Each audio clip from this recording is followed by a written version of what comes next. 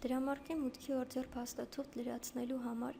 բանկի կասսա բաժնից կասսա հատվածից ընտրում ենք «Приходный կասսовый օրձեր»։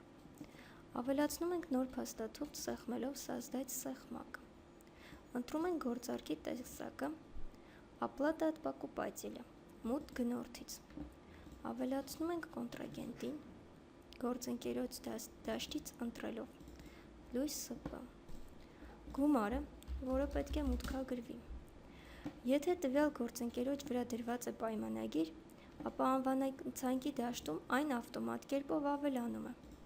Ընտրում ենք ծախսային հոդվածը «Поступление от продажи»։ Գումարը, որը ավտոմատ կերպով ավելացվել է։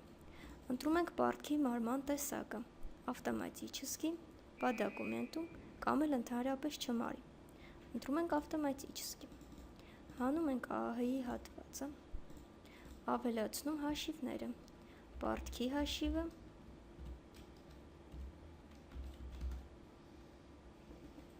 կանխավճարի հաշիվը։ Основание դաշտում կարող ենք լրացնել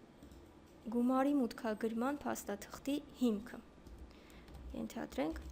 հաշիվ ապրանքագիր 1 02-11-2013 թվական։ Փաստաթուղթը պահպանում ենք «Провести սեղմակով», իսկ փակում ենք «Провести и закрыть սեղմակով»։